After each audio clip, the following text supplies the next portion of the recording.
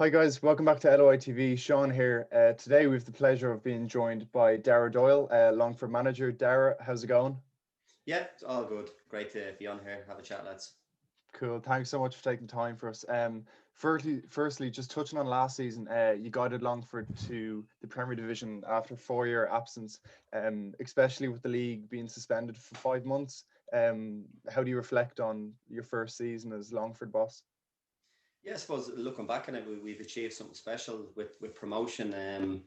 Obviously, we had a really good start to the year before we were hit with the 5 month break.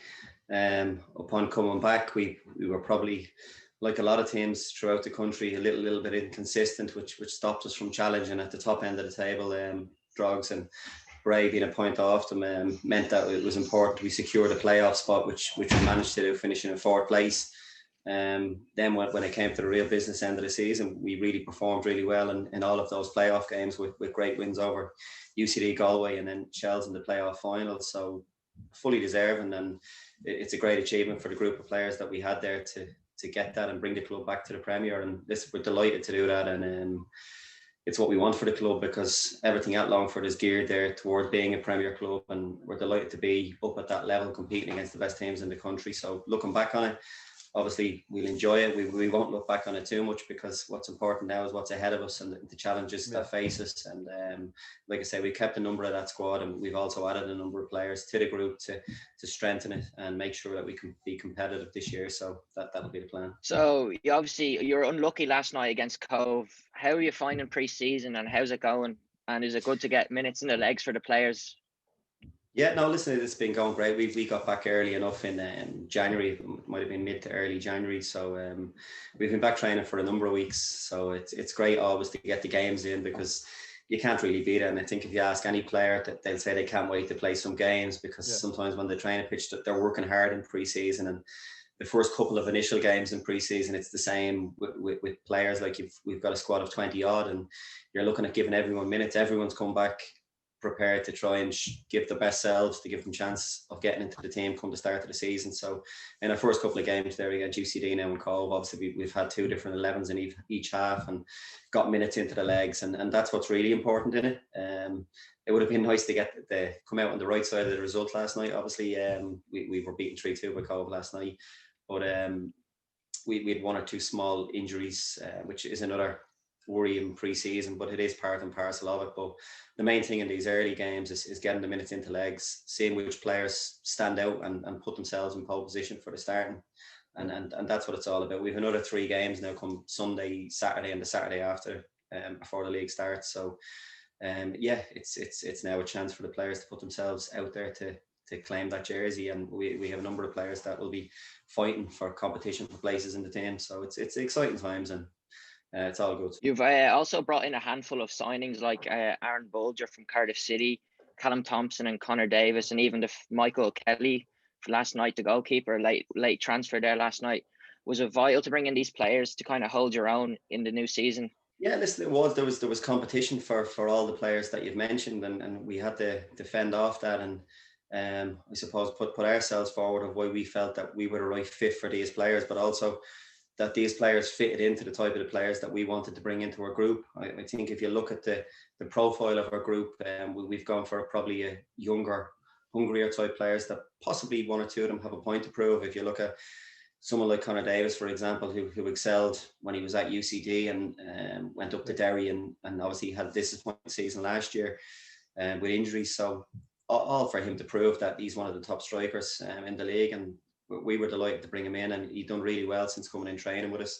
And you mentioned Callum Thompson, Aaron Bulger, and Aaron Robinson is a player who's come in from Leinster Senior League. Mm-hmm. He was actually a young lad. I think he was 17 or so when I would have been playing at Shelbourne, and I actually played a summer game against one of the English teams, centre midfield, alongside him. So he was someone that I thought would kick on in his career. And when he was a young lad, I think he got into a apprenticeship and went down the Leinster Senior League route, but he's now a player he's still only 23, 24, and he's probably played 150 top league Leinster Senior League games and being captain at Bluebell and being a player of the year at the club. So all players that have a point to prove, all hungry, and they'll all buy into what we want to achieve and how we want to achieve it, and what we need to do to make sure that we're successful. So really happy with every single signing that we've brought in to complement what's being kept, and feel we have a really close, strong group there with lots of quality within the group. Just going back to there, you mentioned the Leinster Senior League. Can you see more players making that jump up now to the First Division and the Premier Division, given the whole COVID scenario at the moment and people are eager to play football? Yeah, no, I'd always be one that's saying that it's often been overlooked over the years, and it's not something that I've overlooked over the years. I think if you look at the players that we've brought into Longford over the last couple of years, the likes of a Mick MacDonald who came in from Newbridge, the likes of a Pierre Hopkins who came in from Hardwick, and the likes of Dean Byrne, who's an unbelievable talent that we brought in from Hardwick as well. We brought in Dylan Grimes from Sheriff. It's something that I'll always keep my eye on, because I know there's a lot of really good players there that can do a job, and that are really good players. And for some of these players, that they're waiting for that opportunity to jump up. And if you look at some of the players, even some that I've mentioned there, I mean, they're more than capable. If you look at Grant, for an example, who was at Bows, if you look only, I think 2 or 3 years ago, he was playing at that level, and now he's got himself a move after 2 or 3 consistent years at Premier level over to England, and he's playing in the Championship. It sort of has been untapped with it looking like the amateur football might not get back. I don't know. It probably doesn't look great for this season. They may not go back till the summer to restart in August or September. But no, I do expect a number of players, particularly those that, like I mentioned, the ones that want to have a point to prove and want to really play football at the level. There will be opportunities there for them. There has been players brought in at a number of League of Ireland clubs, and there has been another number that have gone up north. So no, it's always something that I feel you should be keeping an eye on, because there is talent there that can step up. And then obviously now in a few weeks you'll be hosting DAIRE before travelling to Bows. Are you looking forward to it? Yeah, listen, we can't wait. And if you ask any player, they'll say they want to test themselves against the best in the country. And from my point of view, I'm no different. I'm delighted now that it's at Premier level and we'll be able to compete and test myself against these other coaches and managers that are out there in the Premier League. So loads to look forward to, lots of challenges. And listen, we feel that we can handle it, and we'll compete at that level. And it's a great challenge for all of us, and one that we really, really look forward to with excitement. We're really positive. And we can't wait till the 20th of March comes around and the games that follow. Yeah, super. I think the standard of Irish football, like in both divisions, is improving year on year. Are you looking forward to the challenge ahead in the Premier Division? Obviously, it's been 4 years since Longford were there. And is there any particular team you're looking forward to playing? I think we're looking forward to playing all the teams. You mentioned the quality of football, and there are teams in the First Division that play a really good quality and style of football, and there's also other teams that mix it up. That you come up against different styles of teams and different ways against playing against different teams, and it's probably no different in the Premier, with the major difference being obviously that quality is higher, but the levels and the intensity levels is something that's the real big thing for teams that go up and competing against players that are it's just a quicker, faster tempo to the game, and you've got to make them decisions quicker, and that's why the better players play at that level, because they can play at that intensity and make the decisions very quickly to be able to play at that, and it's something that we'll have to get used to, because obviously we've had players that have played at the First Division, and it is a big jump. I feel with the players we have and some of our lads on the technical side, I don't see it being a problem. The intensity in our training over the last couple of weeks, particularly I feel we've strengthened. It's been really good. So look forward to the challenges ahead and facing every team. There's no one team in particular that stands out. We look forward to particularly bringing all these sides up to their place in Longford and giving them a real game. And just finally, I just want to hear your thoughts on the Watch LOI and the streaming announcement that came out last night from the FAI. There was initial concerns like some fans wouldn't be able to see some games, they mightn't be streamed, but it was really nice to see a bit of clarity and to make sure like every game next year will be streamed in one way or another. And just on a side note, have yourself or the players gotten used to playing with no fans at this stage? Like it must be so strange, almost like a year into the COVID situation. Yeah, the mental days, but we have got used to it, and it is something obviously we'd all love to have all the fans there, and it's unfortunate with circumstances in the country now at the moment. we can't. We know we're very fortunate as people involved with the League of Ireland that we can still go out and do what we love. And what's great is that Watch LOI has come out with a really good package there for Premier.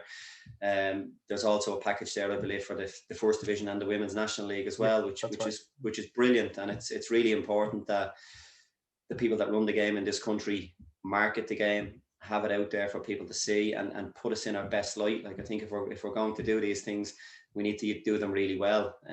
Only this morning I watched the Dundalk stream against Bows, and I have to say it was outstanding. It was really good.